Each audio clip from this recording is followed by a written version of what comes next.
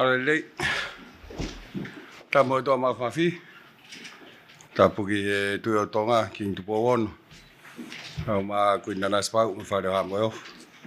O Gorben Geu Hufanga, I fought up for Alfaki. Kaifa got more I Tau Tano are going to Popogini, here for Papalangi. It is a great honor to warmly welcome to the Kingdom of Tonga the Secretary of State of the United States of America, Mr. Antony Blinken. Thank you. The visit today by Secretary Blinken is historic. It is the first visit by a sitting U.S. Secretary of State to Tonga. It is the highest level visit we have received from the United States government in our recent history. It is a clear indication to us of the desire and commitment by the United States of America to strengthen relations between our two countries. Mr. Secretary, once again, thank you for visiting Tonga. Ladies and gentlemen, Secretary Blinken and I have just concluded a rich but also very frank exchange on key areas of partnership. Our partnership is grounded on our shared respect for democracy, the rule of law, and the rights and freedom of others. We covered many aspects of our partnership, including the need for countries to raise commitment to tackling climate crisis. We agreed that education is an important component. In addition, we acknowledge the changing global landscape, the impacts of conflict, and the strategic importance of Pacific Island region. We agreed that working together, guided by strategies such as the Pacific 2050 strategy, would be key to ensuring that ours remain a region of peace, security, and prosperity. The United States and the Kingdom of Tonga enjoy a long-standing and enduring partnership. A strength of that partnership is the people-to-people links, and we appreciate and acknowledge the important and valuable contribution from the United States Peace Corps. Last year, we celebrated a milestone, 50 years of diplomatic relations with the United States, and welcomed the announcement by Vice President Kamala Harris of the United States' decision to establish its first diplomatic mission here in the Kingdom. Today, I congratulated the Secretary for their work, undertaken together with our officials, and who worked tirelessly, might I add, to ensure that the U.S. Embassy was set up in record time. In May this year, we hoisted for the very first time the flag of the United States in Nuku'alofa at a remarkable and historic event marking the establishment of the embassy. Secretary Blinken is in Nuku'alofa to preside over the dedication ceremony for the embassy. I've told the Secretary that the establishment of the U.S. Embassy and his presence here today is a testament to the fact that our partnership is growing from strength to strength. The people of the Kingdom of Tonga and His Majesty's government are deeply grateful for the United States government assistance towards our recovery efforts, especially following the Hunga Tonga Hunga Ha'apai volcanic eruption and the ensuing tsunami. We will proceed to the dedication ceremony of the U.S. Embassy, another milestone in the Tonga-U.S. relations. Our partnership enjoys a strong defense component. Tonga has contributed significantly to international peace and security, particularly in support of the United States troops, firstly deploying soldiers to Iraq, and then in 2010, Tonga deployed the first contingent of 55 soldiers to Afghanistan in support of the British Armed Forces efforts in the International Security Assistance Force. But our defense relations go back even further. World War II, Tonga hosted U.S. military forces on the main island. We became a major transit hub for Allied shipping lanes during the war. At one point, there were more U.S. Marines in Tonga than there were Tongans. And this is a testimony to how two countries, whether big or small, can and must work together to pursue our shared values for freedom and democracy. More importantly, it is a reminder of the enduring links Tonga and the United States share. The Secretary and I had the opportunity to look at a range of renewed and strengthened areas for our partnership. I've asked the Secretary to expedite the visa processing facilities here in Nuku'alofa. The high costs associated with visa application to the United States currently processed in Suva puts great strains on Tongan families.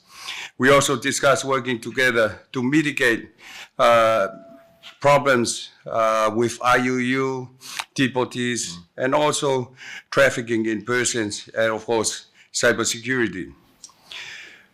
Finally, we agreed to continue high-level dialogue between our Pacific leaders and President Biden. This will be key to ensuring our partnership and shared agenda for our region continue to be strengthened. And I look forward to our second U.S.-Pacific summit between our Pacific leaders and President Biden in September.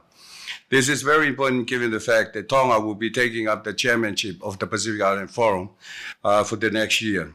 Mr. Secretary, once again, thank you for making time in your very busy schedule to visit Tonga, and I look forward to our continued efforts to achieve shared goals for the benefits of both our peoples. Malo Abit. Thank you. And I would like to invite the Secretary to make a statement. Thank you very much. Good morning, everyone. And let me first thank the Honorable Huakava Maliku for his hospitality. It's no surprise, Honorable Prime Minister, that your country is known as the Friendly Islands. We've experienced that even in the brief time that we've been here already. I am very happy to return to the Pacific Islands. This is my third time in the Pacific Islands as Secretary of State, but to make my first visit to Tonga. And indeed, as the Honorable Prime Minister said, this is actually the first visit by a member of the U.S. Cabinet to visit Tonga. We are fellow Pacific nations with an incredibly rich history, as you've heard the Prime Minister allude to, but as important, a shared future. President Biden is fully committed to working with Tonga and with all Pacific Islands to usher in a new era of even closer collaboration, to deliver on the issues that matter most to our people, rooted in mutual respect and mutual trust. This partnership is vital to making real a shared vision for the region and the broader Indo-Pacific, a region that's open, that's free, that's connected, that's prosperous, that's secure, that is resilient. When we talk about free and open, we mean a region where all countries are free to choose their own path and their own partners, where problems are dealt with openly, where rules are reached transparently and applied fairly, where goods, where ideas, where people can move freely and lawfully. Last year, President Biden launched the first ever U.S. Pacific Island Summit to bring the voices and perspectives of Pacific Island leaders, including the Honorable Prime Minister, directly to the Oval Office. And we look very much forward to continuing that work by hosting a second summit in Washington later this year. At last year's summit, our countries issued the U.S. Pacific Partnership Declaration, committing us to work together to address the challenges of our time and to seize the opportunities of our partnership. As part of that commitment, we announced over $810 million to support programs in the Pacific Islands like Tonga. That includes nearly $500 million to manage the growing effects of the climate crisis, an immediate existential challenge in the Pacific, a daily reality in Tonga. We're strengthening our partnership on other priorities for Tonga and for the region, including on clean energy and sustainable infrastructure so that we can reach a net zero future, maritime security so that we can ensure a peaceful and stable future for the Pacific, digital transformation so that we can build open, interoperable, reliable, and secure online infrastructure and connect people better, and what we call people-centered development so that we can drive inclusive economic growth that lifts everyone. These are all areas of focus of the 2050 strategy for the Blue Pacific continent.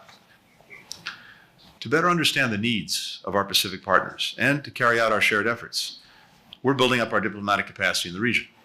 In May, we took a major step in that direction by opening our embassy here in Nuku'alofa, which the Prime Minister and I will formally dedicate today. We also set up our embassy in the Solomon Islands. We're working to establish posts in Vanuatu and in Kiribati. Today, as you heard the Honorable Prime Minister say, we discussed concrete ways to carry forward this momentum. That includes building on our work to strengthen our bilateral relationship, none more significant than opening the new embassy. We also talked about the importance of the return of the Peace Corps to Tonga. For over half a century, volunteers have worked alongside local communities to bolster the capacity of teachers, to conserve rainwater, to combat ocean pollution and the erosion of coral reefs, and even turn trash into construction material that can be used for sustainable building.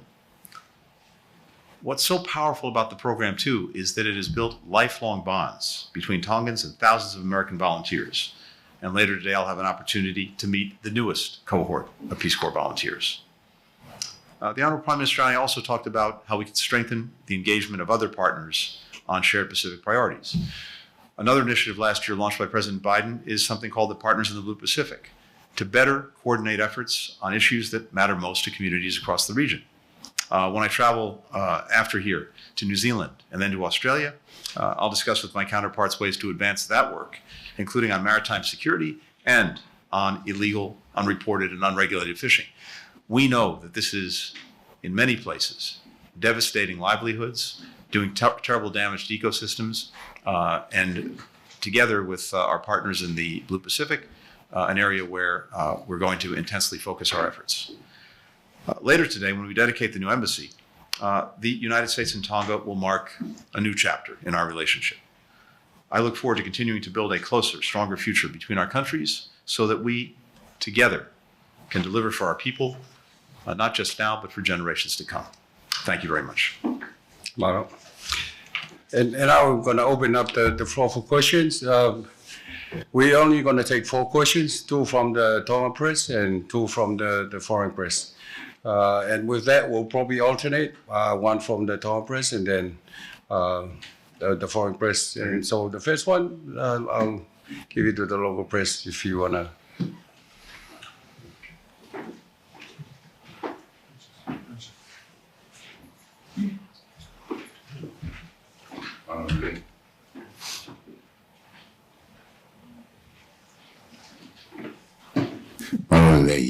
Mr. Secretary, Mr. Prime Minister, my question is directed to you, Mr.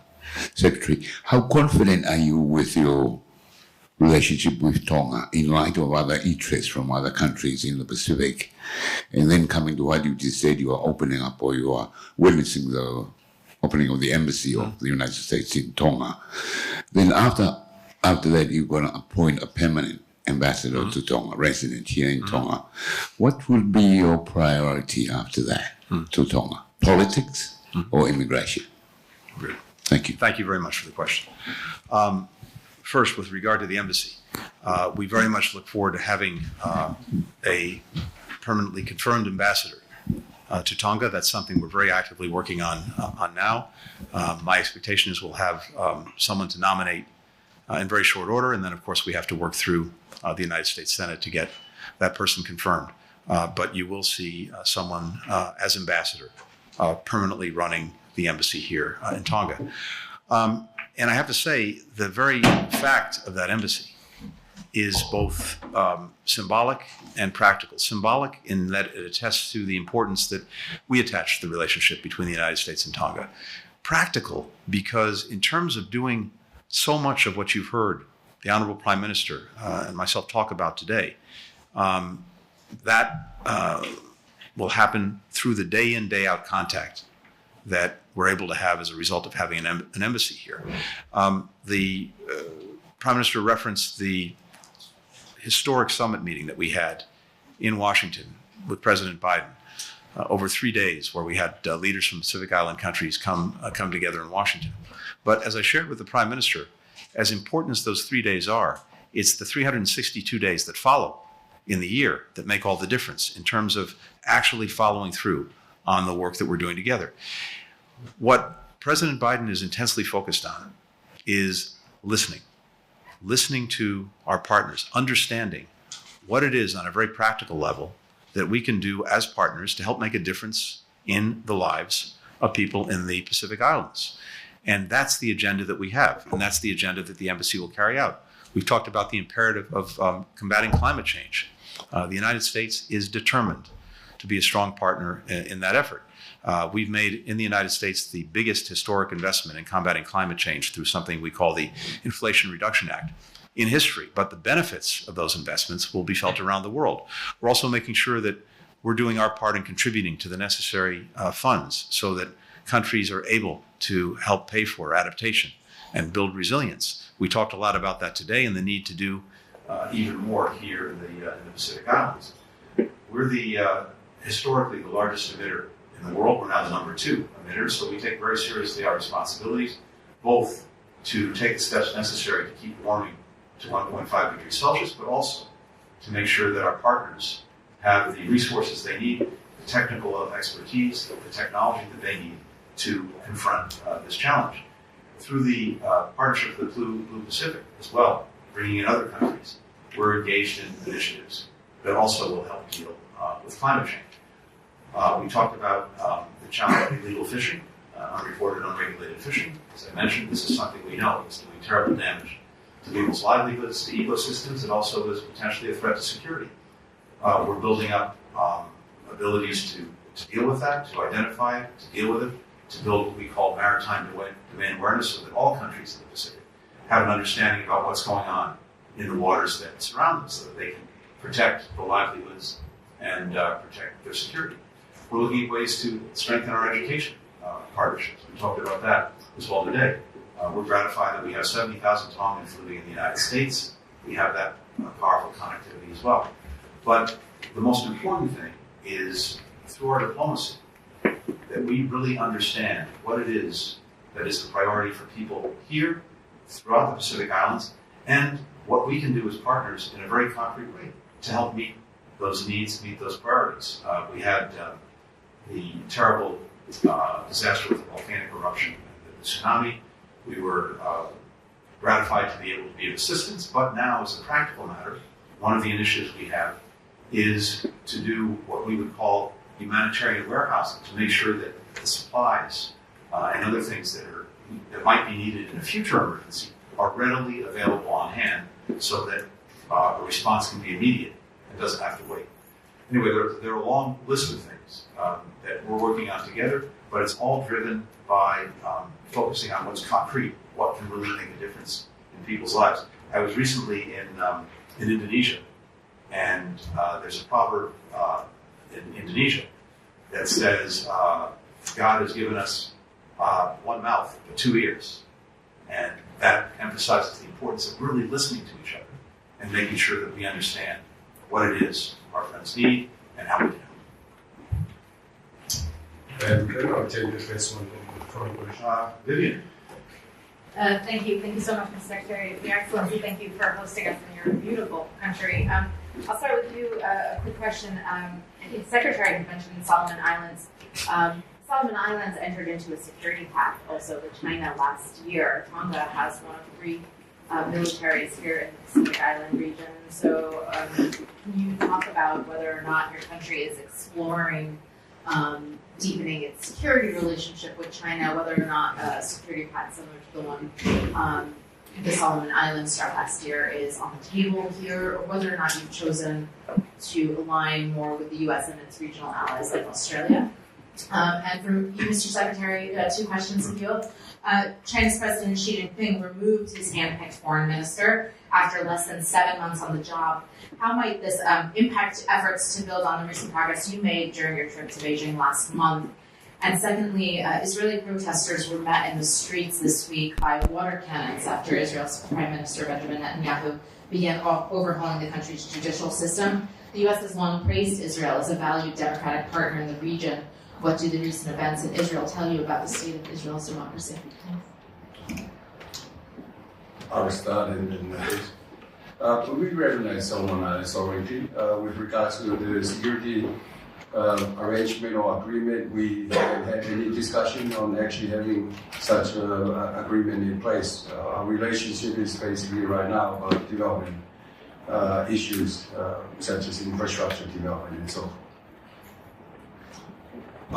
Vivian, with regard to China, of course, it's China's sovereign decision to decide who their foreign minister is. Chen Gang was ambassador to Washington. I got to know him when he was ambassador. I had constructive conversations with him in his role as foreign minister, and I wish him well. But I've also known Wang Yi for more than a decade. I've met with him repeatedly in my current capacity as Secretary of State, and including, as you know, just recently in Jakarta. And I anticipate being able to work well with him as we have in the past. We'll continue to engage him. We'll continue to engage other Chinese officials. As we've said, it is important for us to manage this relationship responsibly. That starts with diplomacy. That starts with engaging And I will work with whoever the relevant Chinese counterparts. And I'm sorry, on Israel. Look, I think what we're seeing is an extraordinarily vibrant democracy. And we're seeing that on a daily basis. We're seeing people make known their views. As a great friend of Israel's, we've made known our own views. And as President Biden has said, when it comes to something as significant as the reforms that they're engaging in, it would be preferable to do it in a way that builds consensus, that brings as many people along as possible. That's the way to have something that's genuinely sustainable. But I think what we're seeing in Israel now remains a reflection of its very strong, very vibrant democracy.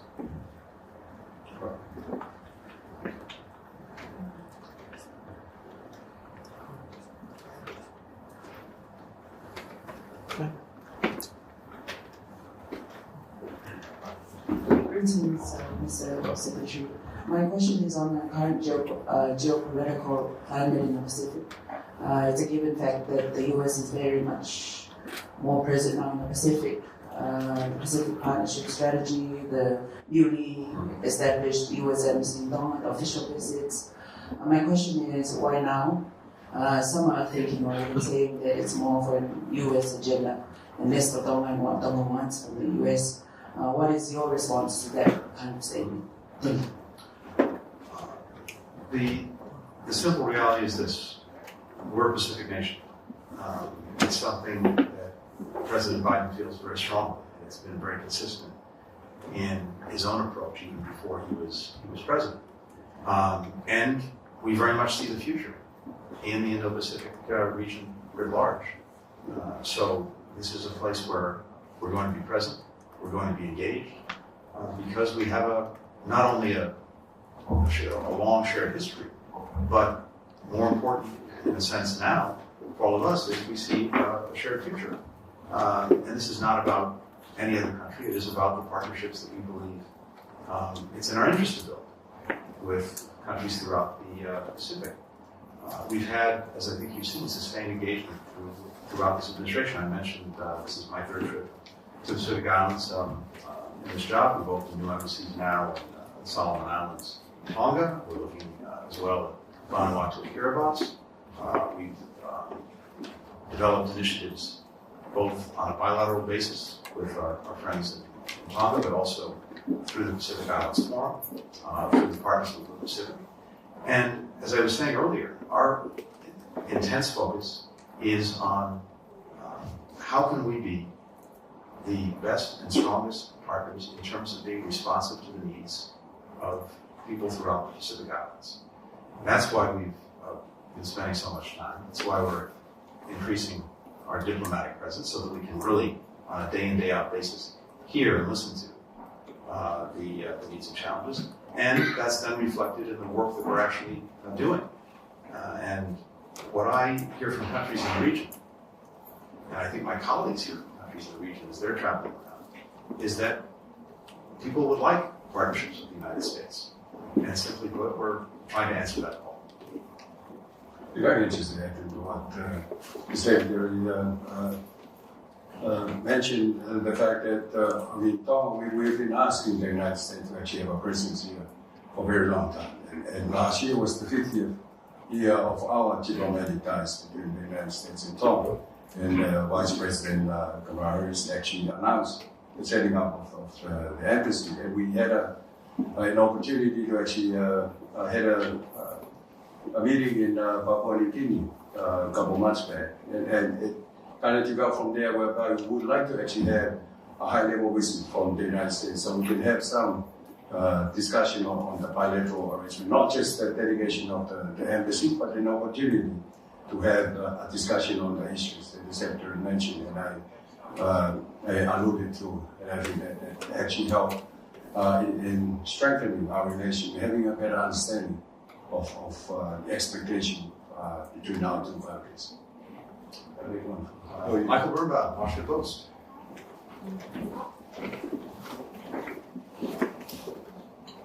Hi, thanks. Michael Birnbaum from the Washington Post. Mr. Prime Minister, you mentioned just now your shared commitment to freedom and democracy shared with the United States.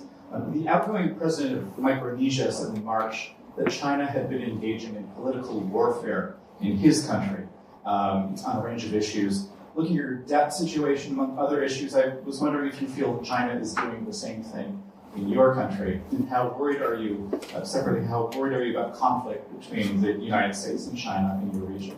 And for you, Mr. Secretary, to get into this building today, you had to walk under a sign that said China Aid. This building was built with a grant from the Chinese government. We've seen signs of Chinese presence all across this island, this country.